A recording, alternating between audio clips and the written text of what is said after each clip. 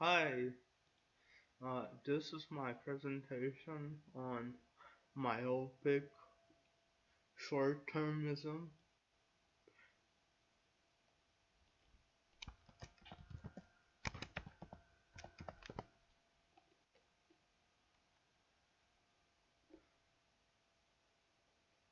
This is my presentation on myopia. So the and this is version 1.003. Uh,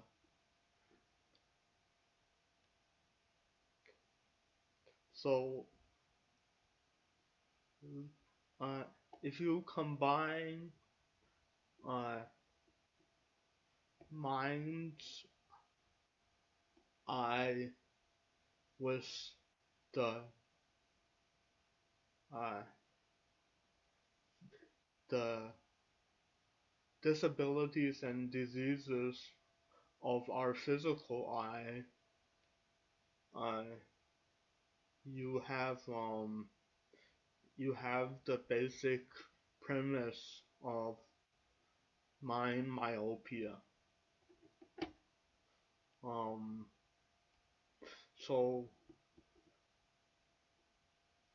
I would argue that the mind's eye also has uh, a point of horizon and distance, and the effects of looking far and looking close is is also present in the mind's eye.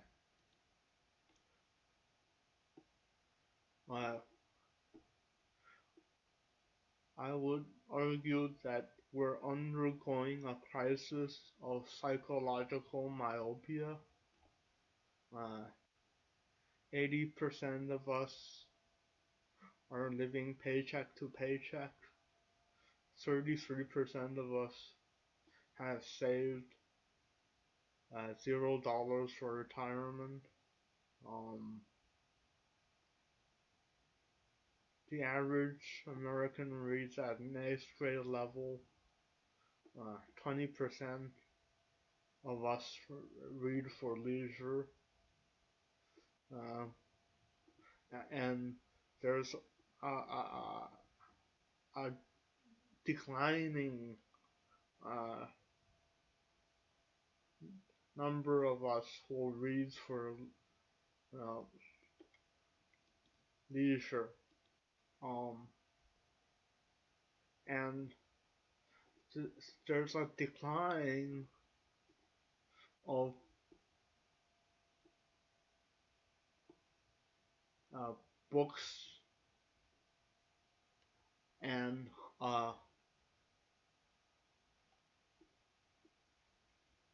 elevation of um,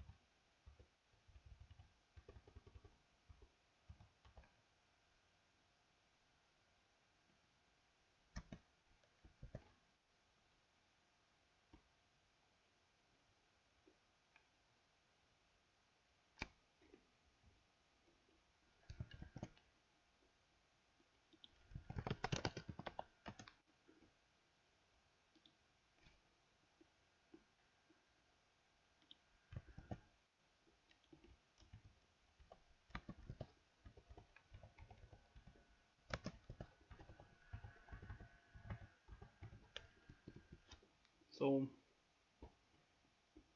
there's a decline of reading. There's an elevation of action films, and there's an elevation of uh, uh, even more impulse addictive stuff. Um, and if we extend time blindness experience by from drugs to um, the con to a lesser version of time blindness to the content in films and other and games.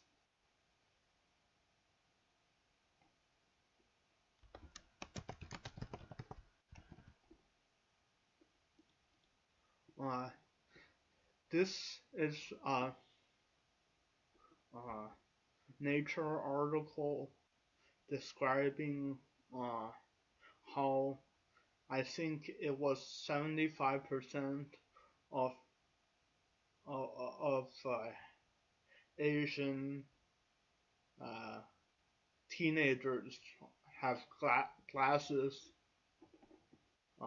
and I would argue that um, we can also uh, extrapolate this trend towards the mind's eye, and if if if there is a need for mental classes, I would say uh, 75% of us also need mental classes. So this is uh, this is a framework for um, calculating the the um, mind myopia, and so at the at the widest level, uh, at the start, there is Fortnite and beer and PG-13 movies. Um,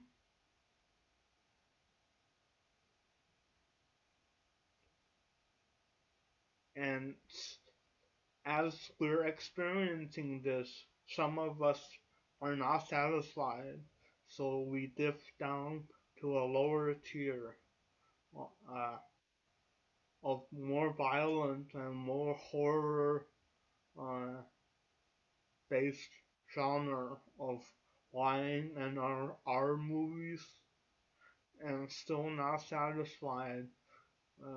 We keep dipping downwards. Um, the the the deeper that we dip, the more chance of psychiatric problems. And I would argue this is a degree of the Freudian id, and the lower it goes, uh, the uh, the more pleasure you get, but also the more problematic it becomes. And this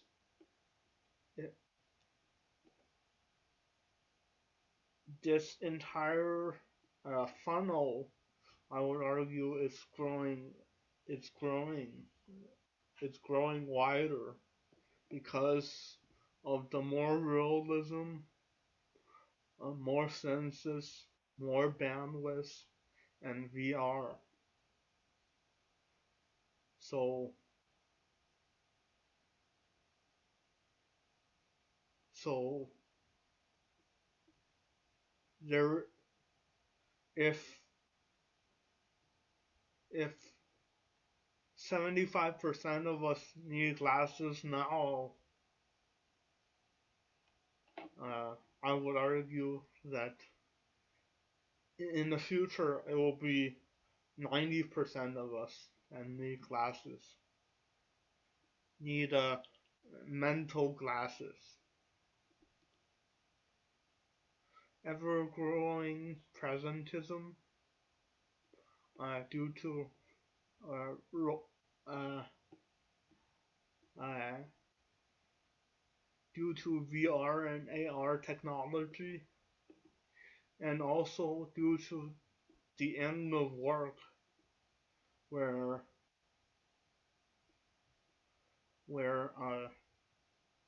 the work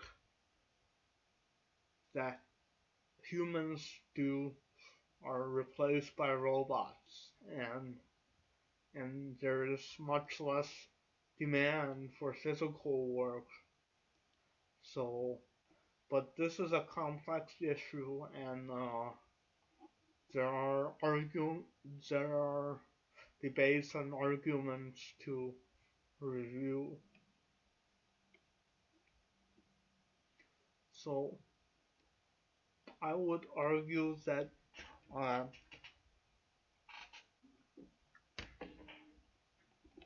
uh, there is. I would argue that uh, if you combine neuroplasticity and the addiction framework, you have time plasticity, temporal perception plasticity, and we could examine boredom's effect on our time perception, which is to which is to slow down time,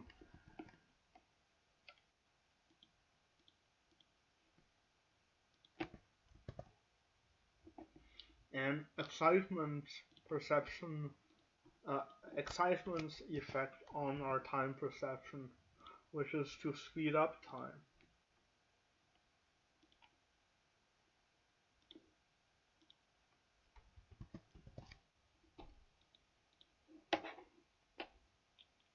So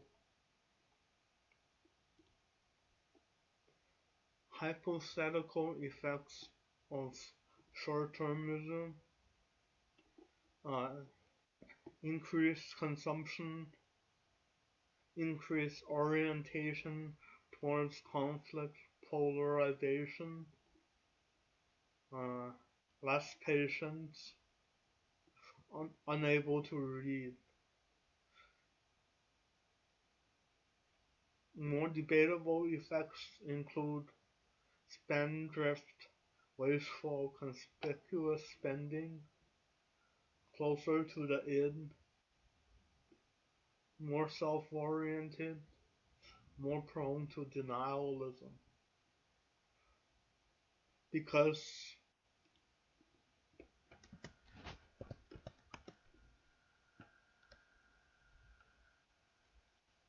we're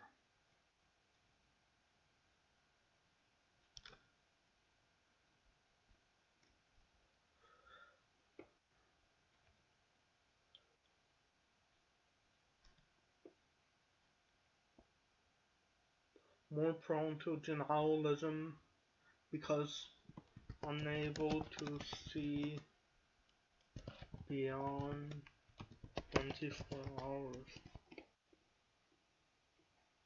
If we can't we can't see our future self, we are we can more easily deny the bad effects,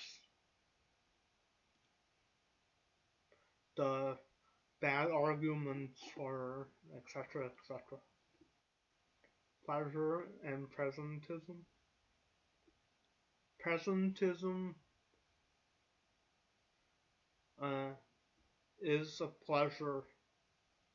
Presentism and short-termism is a pleasure. Also, presentism from pleasure is a hook that impels gradually. Uh, the psychological effects of heroin, heavy metal music, NC-17 horror films, and first-person shooters.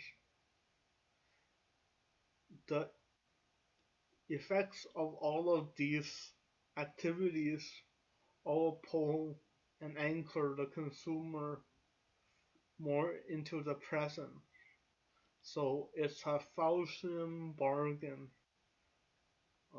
Each time you um, consume these things,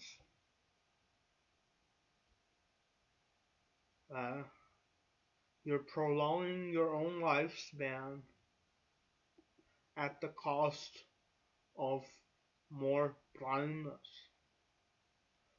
And this could be seen clearly at a nightclub where there's alcohol, there's people, there's loud music, there is uh, uh, a crazy amount of lights, and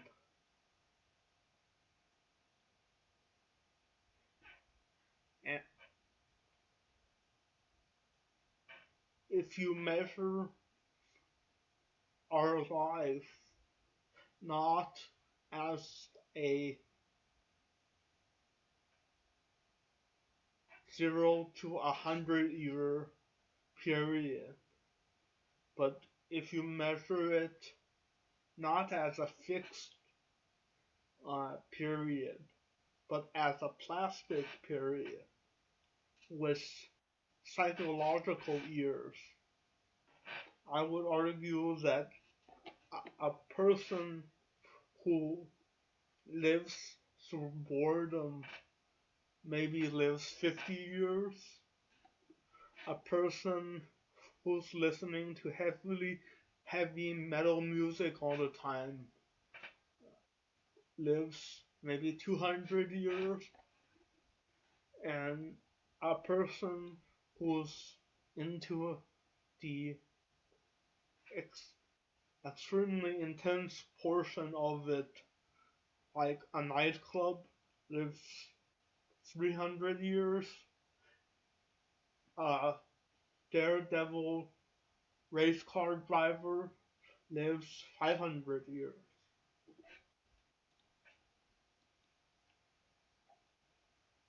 So technology is enabling more of us to make this Faustian bargain. I know that sounds sort of against the grain, and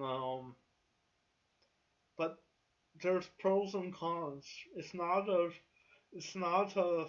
you know a fundamentalist argument. It's a logical argument, and the con of of TV is that previously we have uh, 25% field of view. We're occupied 25% field of view. Currently, we're occupied maybe 50% field of view. In the future, we will be occupied 100% field of view, and this contributes to this framework where the funnel is growing larger and more people are sort of necessitated by roboticization to at least skim the funnel and perhaps dip lower as well. And there's an incentive to dip lower because who wouldn't want to live for 500 years instead of 50 years? It's it's a hidden cost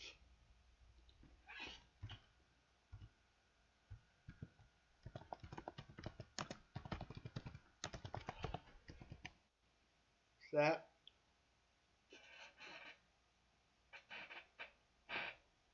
that uh, uh, a logical person wouldn't mind paying.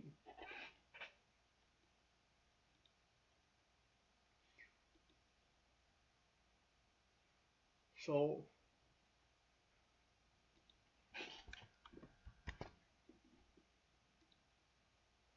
so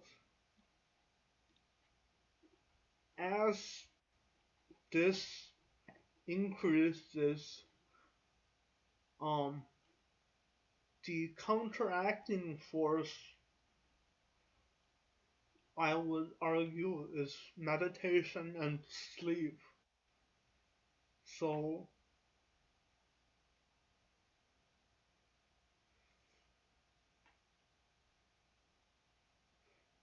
so there's an for more boring argument for more boring content, more boring activities uh, that that takes you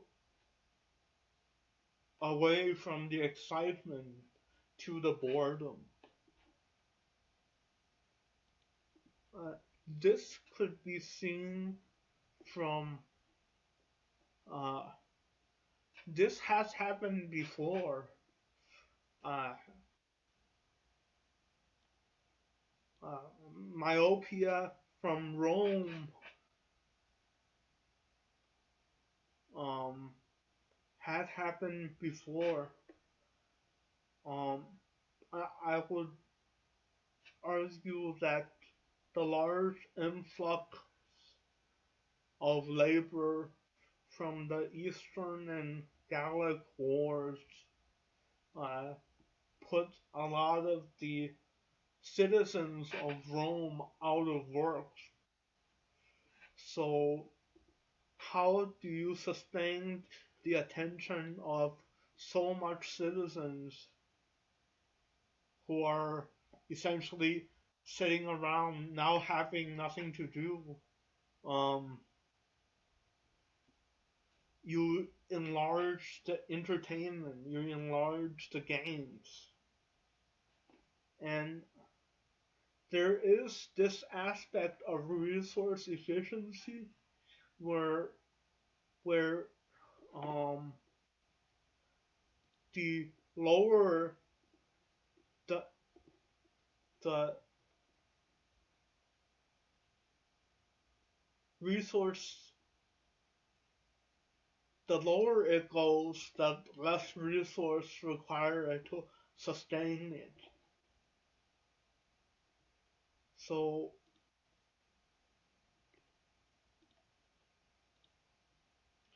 so if you build an opera house that will cost uh,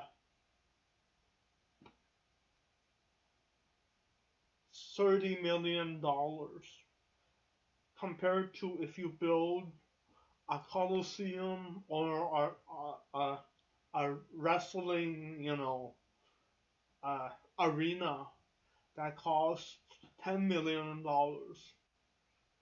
There's a resource efficiency difference in in terms of the amount of people who are sustained by it. The higher you go, the the the more costly it is. So there is this one argument of resource efficiency, and there's another argument of um, unscrupulous Caesar that who who took advantage of the situation and enlarged the games out of not resource efficiency, but out of a crass, self interested desire to to to have personal gain. So again, this is a complex issue, but these are I think the um two areas. Caesar. So the next issue is Caesar was wasn't interested in gladiators. He didn't participate much in the games. Uh, and this could be seen um, among the elite of the Senate who disdained the games, who avoided them as much as possible. But Augustus and Claudius had to be interested in gladiators. They, they were pulled down by the vortex because as the, the interlinked society gets pulled down towards the vortex, the elite also gets pulled down towards the vortex. So, so this um, provides uh, an example of the vortex, the myopic vortex of the id's relationship between society and the policymakers. Um, and in addition to these two arguments, it acquires a life and momentum of its own, the vortex. So it's like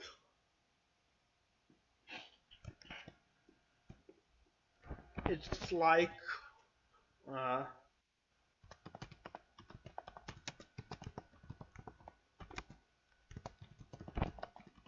it's like this article um, it's like this article describes where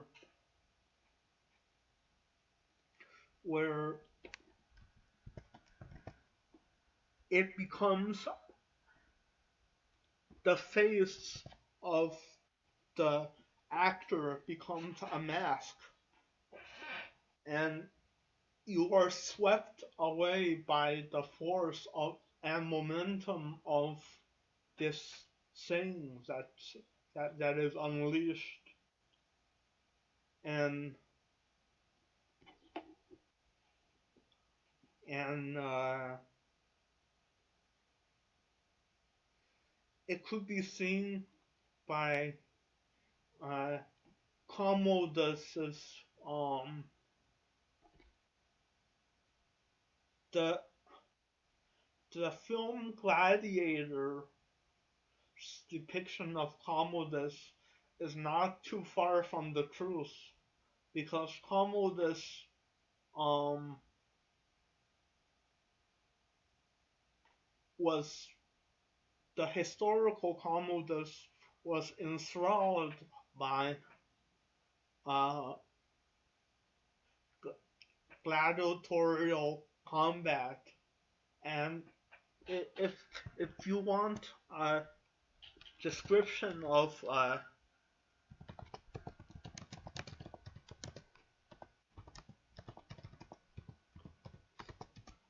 if you want a description um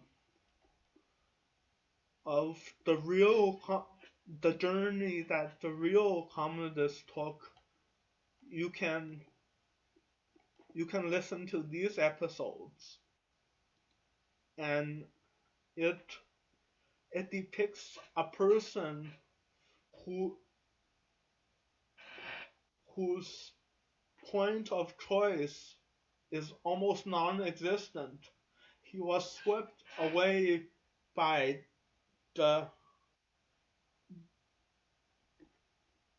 by this specific force, and his agency was, swept away.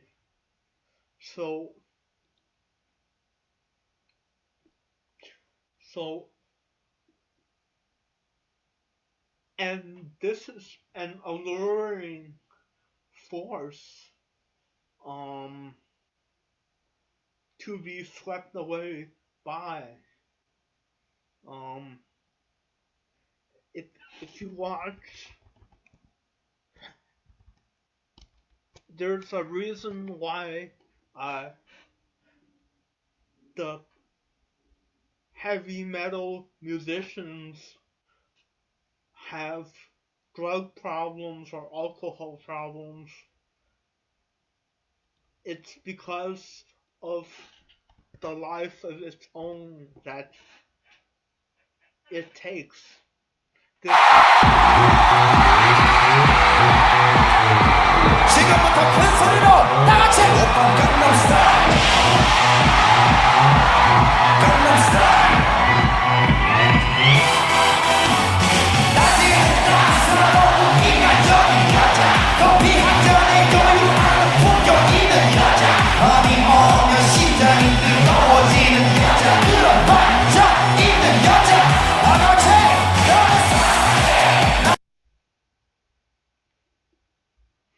and Psy has a very large alcohol problem, and I would argue that the interlinkedness of this vortex for an individual is that if you're low in one tier, you're more prone to the other tier. But the benefit of this is that Psy, probably lives 500 psychological years, and that's very very alluring and enticing.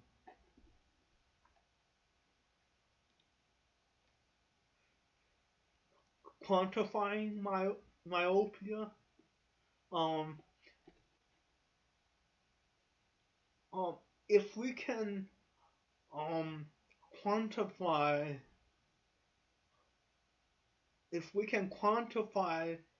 this, uh, if we can understand and quantify the mind's eye and how it works, we can quantify the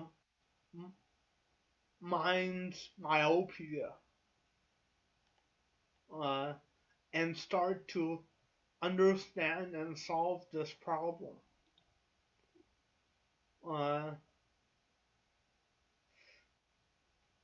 I think there is potential for quantifying this via eye trackers. So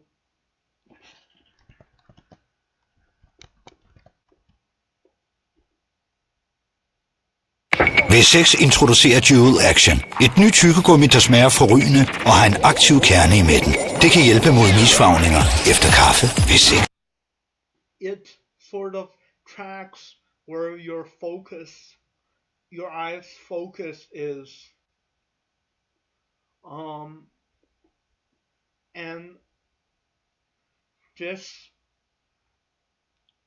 this eye tracking technology could be improved drastically in the future so that, you know, but it's very big brotherly, and so there's a debate there. and and but it helps us quantify mind wandering and quantify perhaps the the detrimental effects of the uh, Faustian bargain, the mind myopia.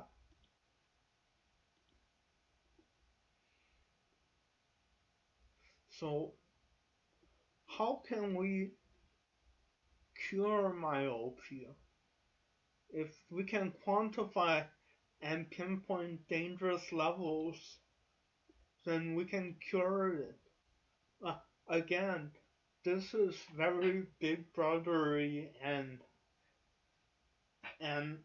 there is large potential that we don't steer this correctly and crash into somewhere.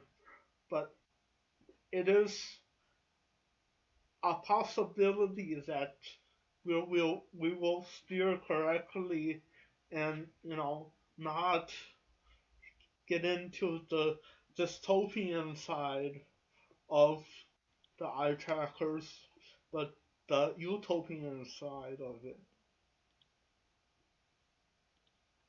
So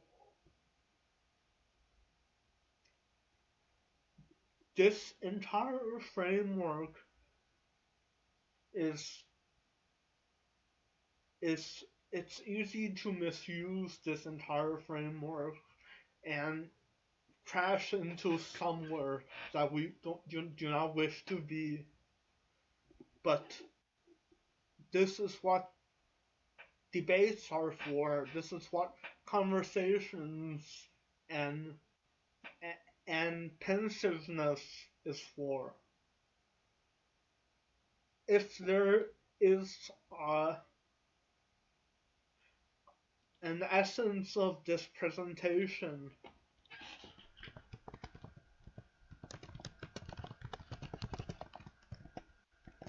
it's pensiveness. Um,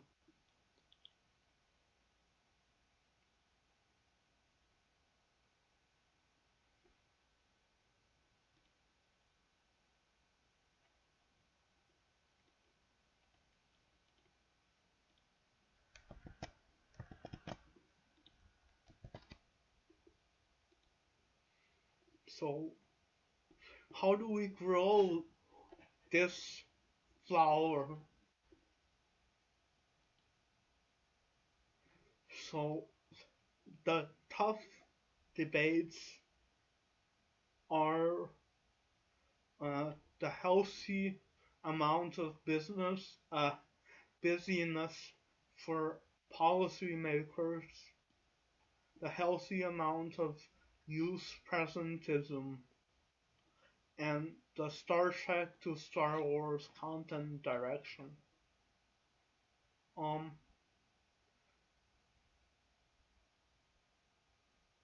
while while high bandwidth is in demand,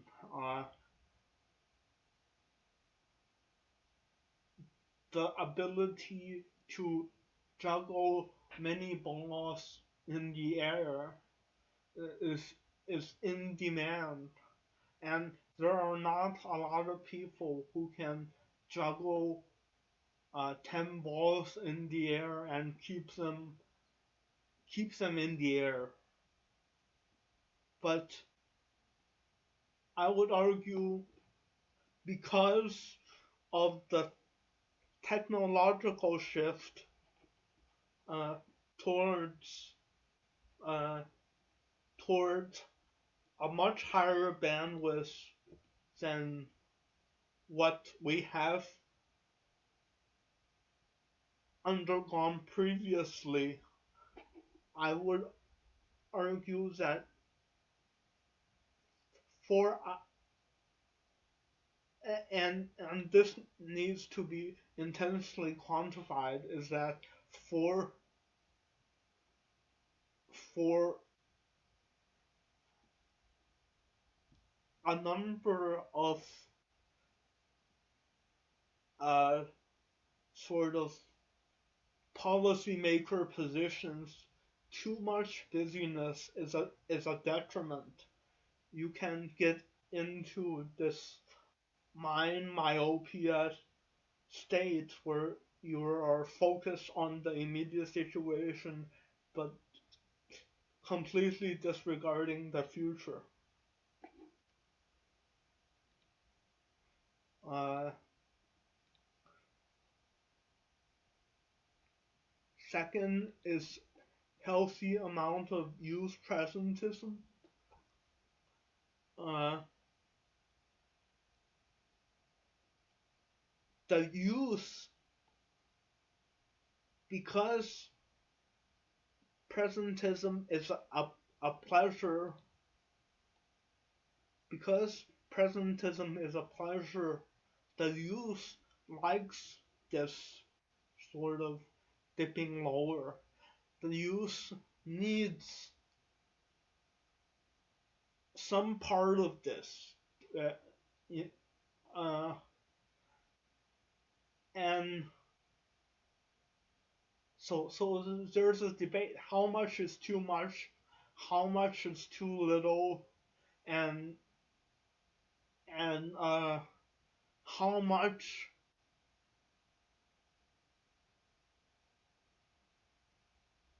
will stave off the worst effects of the myopia.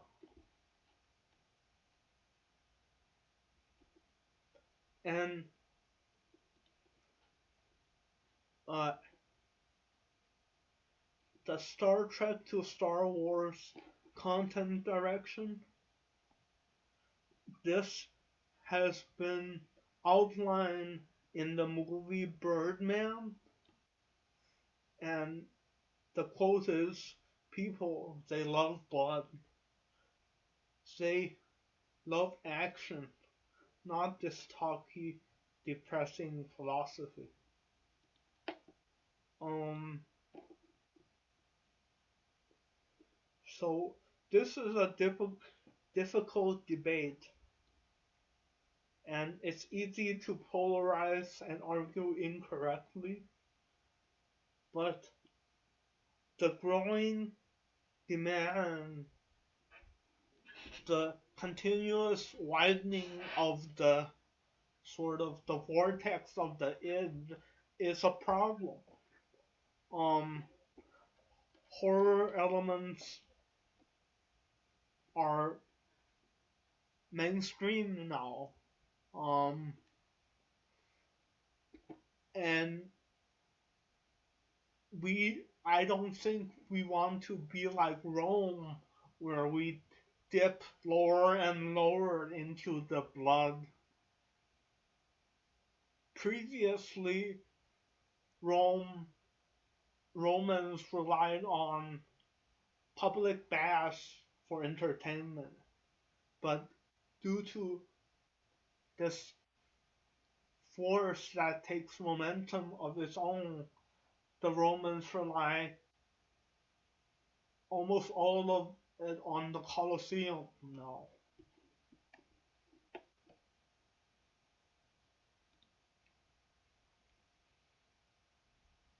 So there's an endless market demand for the next tier, and breakthrough to to to the next tier. This is a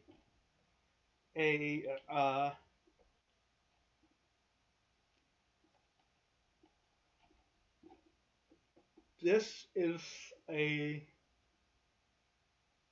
uh, age ratings for movies over time.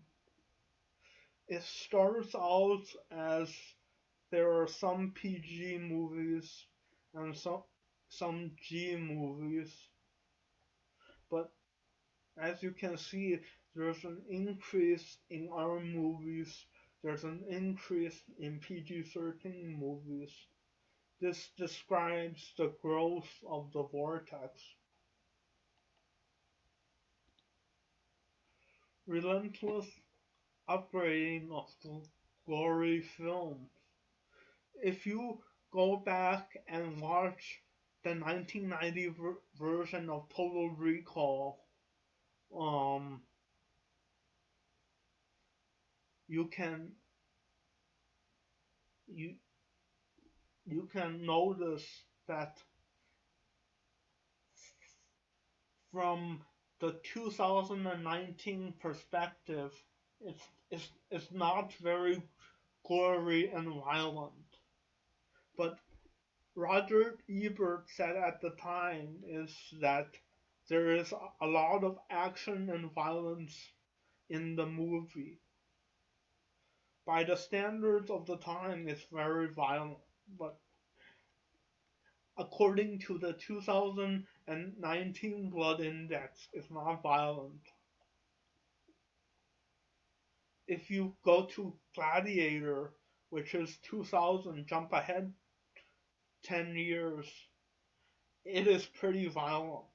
They show gritty blood and, violence.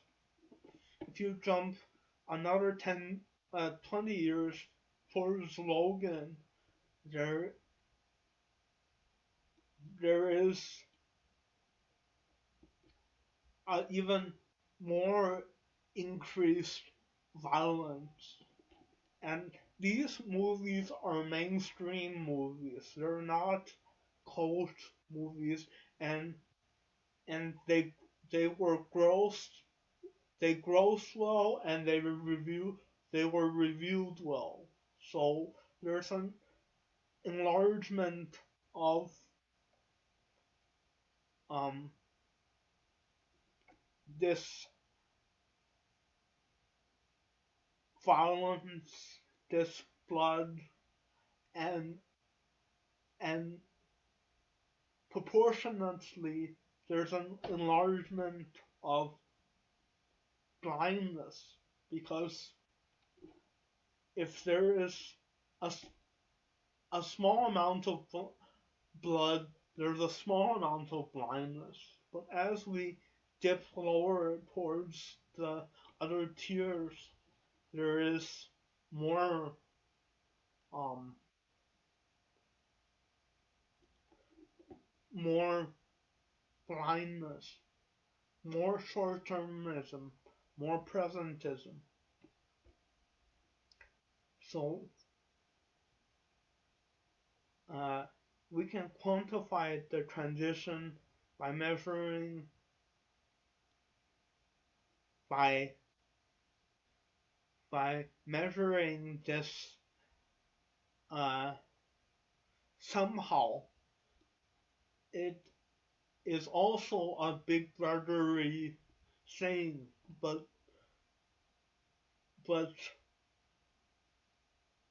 if we can measure this blood index in our content direction, we can perhaps um,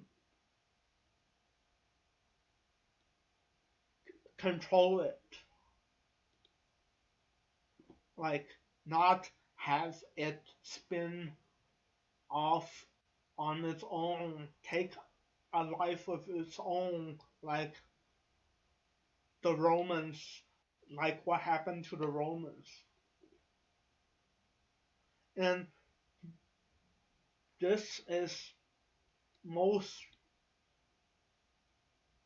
the one of the cores of the debate is what are we going to do about violent games? Because if because due to this improvement of the bandwidth, the games will have a potential, particularly if you put on your glasses and play the games, it will be everywhere. And how will how will we um sort of prevent or educate others into uh about this?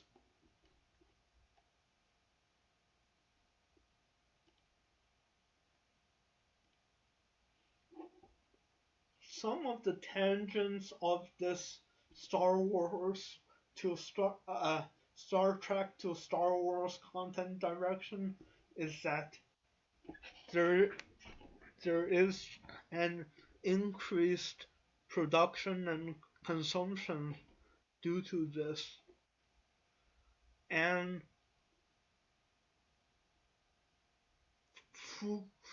Fukuyama's book about identity politics uh, is also um,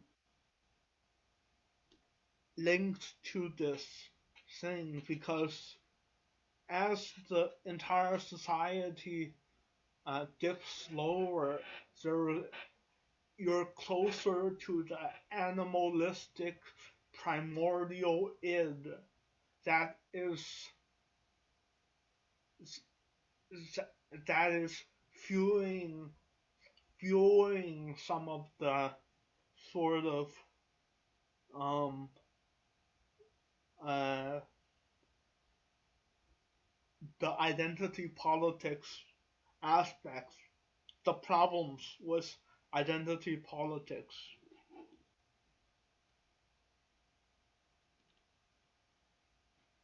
And, and lastly, um, the if we look at the film genres, we have a clear indication of the the the um the pickle of a problem that we find ourselves in because previously it was all documentary and all drama. Now it transitions into all action and all anime. So where do we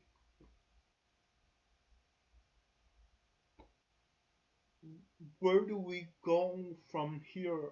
How do we sort of slow the transition? How do we deal with it? And how do we measure this myopia? How do we how do we cure or change this myopia? Is an interesting question. So it started out documentary and drama, and now it's just a lot of action. The top grossing films are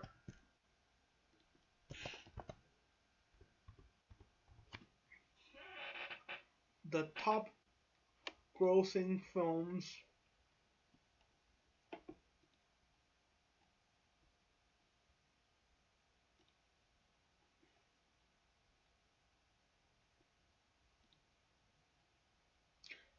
the top grossing films are are most most all are action. So this is a reflection of the societal where we are as a society. Um, how do we slow, how do we uh, encourage and grow this pensiveness, and how do we sort of not, I don't think this can be discouraged, but how do we balance it out? So, at what point is there systematic failure where where the loud completely drives out the quiet, where there is no documentaries, where is there is no reading, where there in a world where there is no reading, no drama, no documentaries, and not even comedies, just action and anime. Um, how do we turn the tide back? Do we want to turn the tide back? And to what degree do we turn the tide back? Um, these are all very tough debates, and but I think that you know, with with uh, um, a a uh, logical, calm approach, we can sort of navigate through this um, situation and arrive at a destination that is better than the Titanic iceberg situation that we're currently on. Thank you very much and have a nice day.